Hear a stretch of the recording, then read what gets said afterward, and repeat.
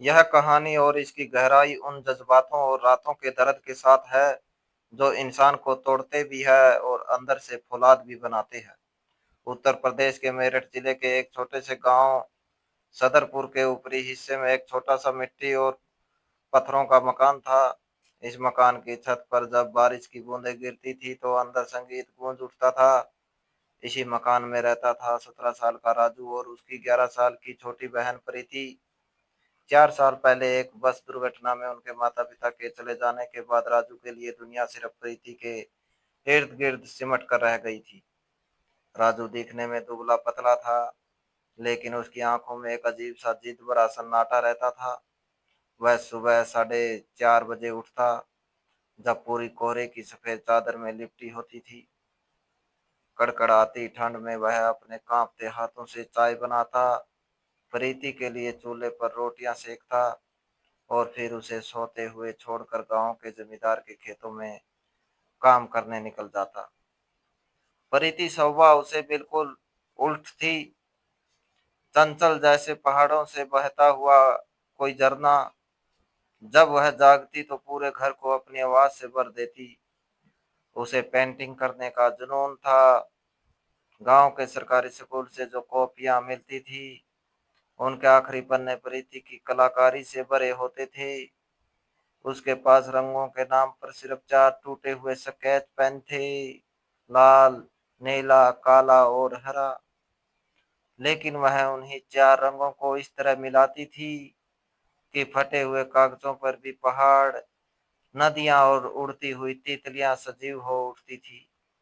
राजू शाम को जब थक कर चूर होकर घर लौटता तो प्रीति उसे अपनी नई पेंटिंग दिखाती और कहती, भैया देखना, एक दिन मैं इस पूरे पहाड़ को अपने रंगों से सजा दूंगी। राजू उसकी मासूमियत पर मुस्कुरा देता और उसके पीठ थपथपा कर कहता, तू बस पढ़ और पेंटिंग कर प्रीति। तेरी इस कला को मैं एक दिन दुनिया के सामने सबसे बड़े शहर तक लेकर जाऊंगा। साल 2023 की सर्दियों की शुरुआत थी। धुंध की हल्की बर्फबारी होने लगी थी। एक दोपहर राजू खेत में काम कर रहा था।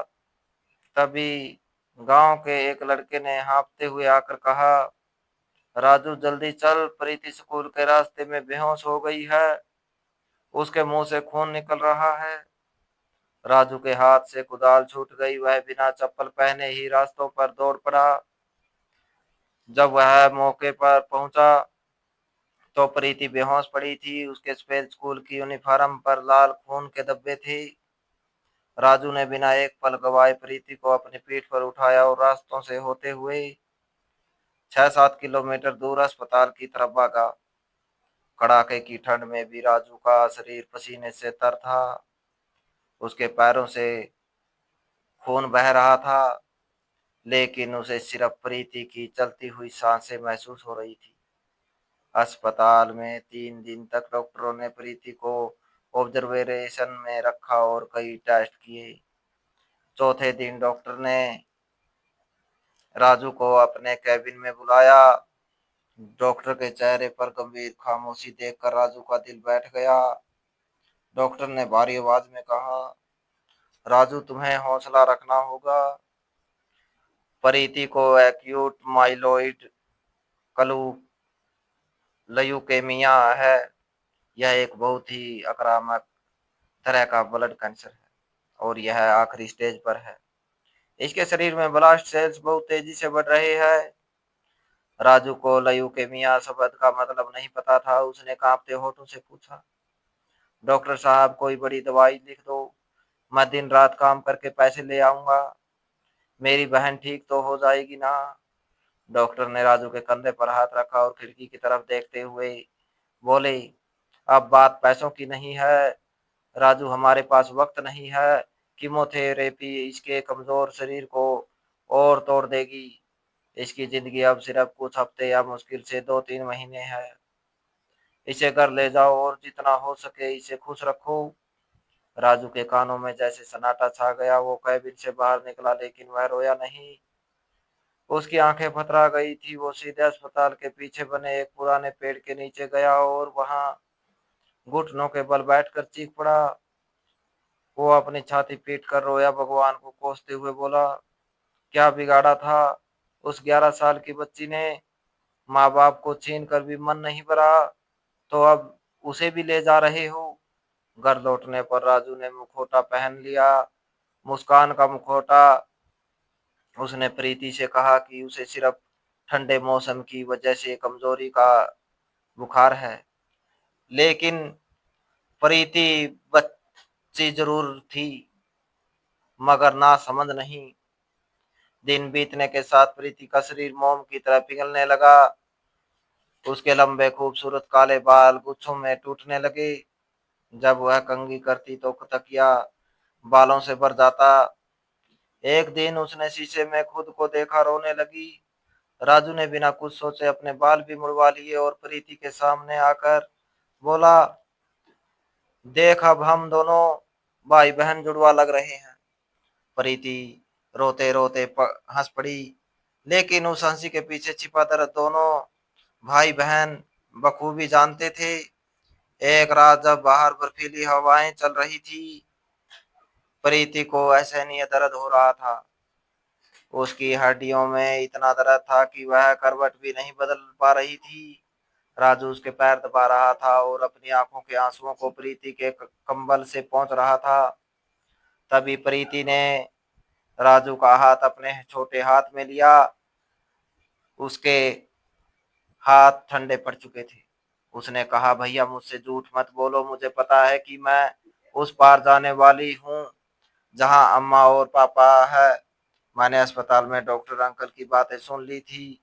मुझे मरने का डर नहीं है भैया। मुझे बस यह सोचकर दर्द होता है कि जब मैं चली जाऊंगी तो आप रात को किसके लिए रोटियां सेकोगे? आप अकेले सूने घर में कैसे रहोगे? राजू के दरिया का बांध टूट गया। वह प्रीति के सीने से लगकर फूट फूट कर रोने लगा। प्रीति ने अपनी कमजोर उंगलियों से राजू के आंसू पोंछे और कहा, भैया मेरा एक काम करोगे? मुझे मरने से पहले एक बहुत बड़ी पेंटिंग बनानी है। मुझे असली कैनवास, असली ब्रश और वह सारे रंग चाहिए जो बड़े बड़े पेंटर्स के पास होते हैं। क्या आप मुझे ला दोगे? राजू के पास पैसे नहीं थे। अगले ही दिन वह गांव के जमींदार के पास गया और उसने अपने माता पिता की आखिरी निशानी, वह छोटा सा मकान और जमीन का टुकड़ा कौड़ियों के दाम बेच दिया।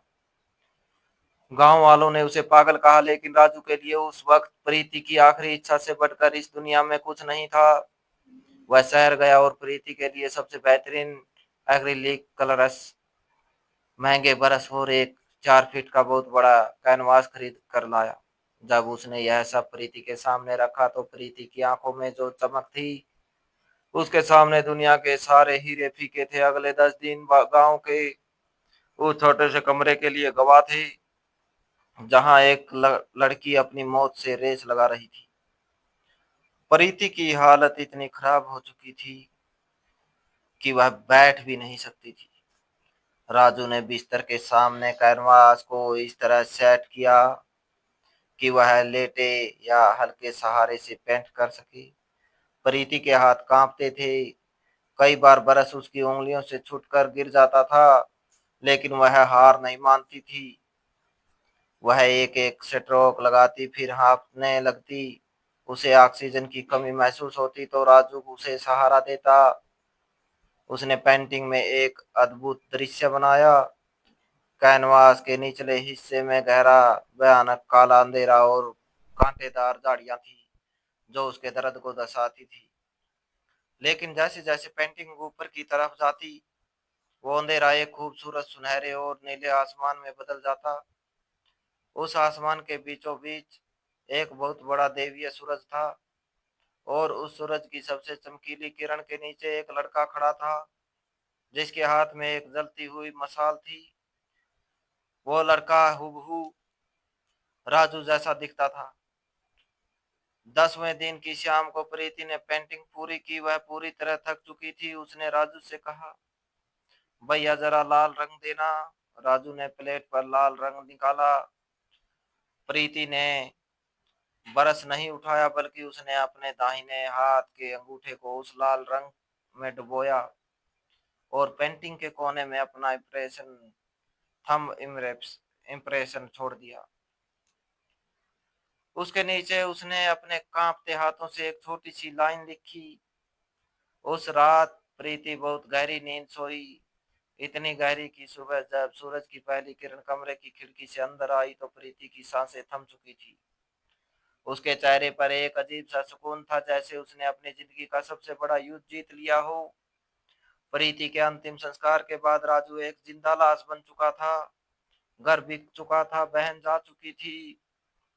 वह प्रीति की पेंटिंग को एक चादर में लपेटकर शहर की एक पुरानी धर्मशाला के एक छोटे से कमरे में रहने लगा। वह कई दिनों तक भूखा रहा, उसके मन में आत्महत्या के विचार आने लगे। वह सोचता, अब इस दुनिया में मेरा कौन है, मैं किसके लिए कमाऊंगा, किसके लिए जीऊंगा। एक रात उसने तय किया कि वह पास के रेलवे ट्रैक पर जाकर अपनी जान दे देगा। वह कमरे से निकलने ही वाला था कि उसका पैर प्रीति की उस पेंटिंग से टकरा गया, जो दीवार के सहारे टिकी थी। टकराने से उसकी चादर हट गई और प्रीति का बनाया वह चमकदार सूरज राजू के सामने आ गया। राजू की नजर पेंटिंग के नीचे कोने में लाल रंग से लिखी हुई उस लाइन पर गई, जिसे उसने दुख के मारे पहले कभी ध्यान से नहीं पढ़ा था। वहां प्रीति ने लिखा था, भैया, यह काला अंधेरा मेरी बीमारी है, लेकिन यह सूरज आप हो। सूरज का काम सिर्फ चमकना नहीं होता, दूसरों की जिंदगी से अंधेरा मिटाना होता है। मेरे जाने के बाद टूटना मत, बल्कि इस दुनिया के हर उस बच्चे का सूरज बनना जिसके पास रंग नहीं है। मेरे लिए जीना भैया। उन शब्दों को पढ़ना राजू के दिल पर एक बिजली गिरने जैसा था। उसकी आंखों से आंसुओं का सैलाब बह निकला, लेकिन इस बार उन आंसुओं में लाचारी नहीं, बल्कि एक भयानक भयंकर आग थी। उसने महसूस किया कि अगर वह आज मर गया तो प्रीति की वह आखिरी इच्छा, उसका वह बलिदान हमेशा के लिए दफन हो जाएगा। उसने हवा में मुक्का मारा और चिल्लाया, नहीं प्रीति, मैं नहीं हारूंगा, मैं जीऊंगा और ऐसा जीऊंगा कि दुनिया तेरी कला और तेरे भाई के हौसले को याद रखेगी। राजू ने शहर के एक लोकल ढाबे पर बर्तन धोने और रात को चौकीदारी का काम शुरू किया। जो भी समय मिलता वह शहर के बड़े आर्ट गैलरीज के चक्कर काटता। लोग उसे भगा देते, उसकी फटे हालत देखकर उसका मजाक उड़ाते, लेकिन राजू के अंदर अब एक जिद थी। आखिरकार एक दयालु आर्ट गैलरी के मालिक मिस्टर मंजित ने राजू की जिद देखकर उसे अपनी गैलरी के कोने में प्रीति की पेंटिंग लगाने की अनुमति दे दी। वह शहर की सबसे बड़ी सालाना एनुअल आर्ट एग्जीबिशन का दिन था। वहां बड़े बड़े अमीर कलाकार और मीडिया के लोग आए थे।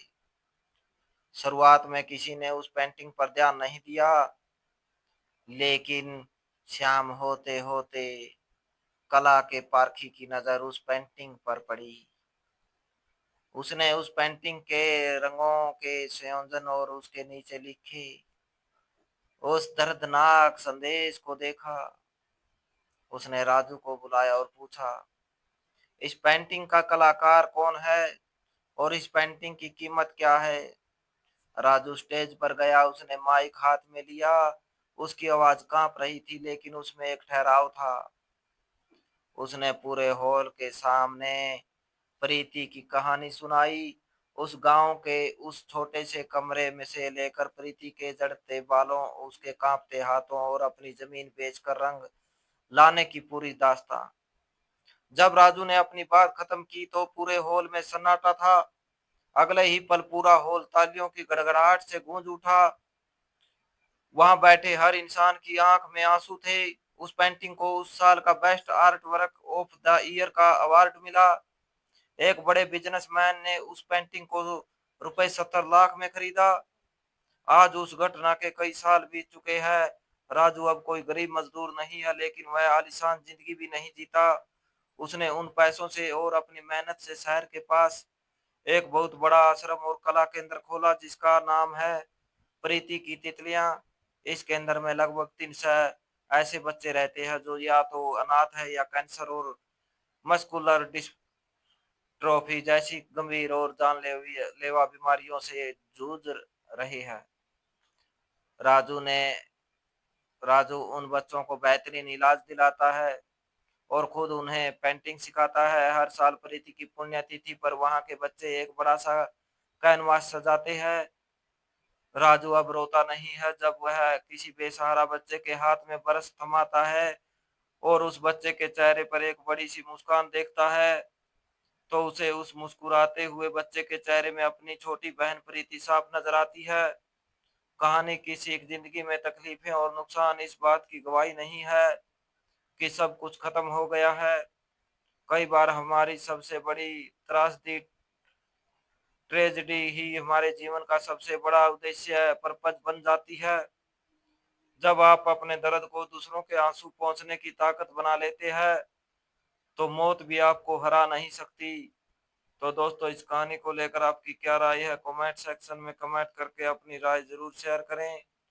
और अगर आपको हमारी आज की कहानी अच्छी लगी हो तो प्लीज इसे लाइक शेयर जरूर करें। और ऐसी ही emotional suspense, family story, love story, motivational story को सुनने के लिए मेरे एसके की जुबानी 2.0 चैनल को सब्सक्राइब जरूर करें। तो मिलते हैं एक नई और दिलचस्प कहानी के साथ। Thanks for watching.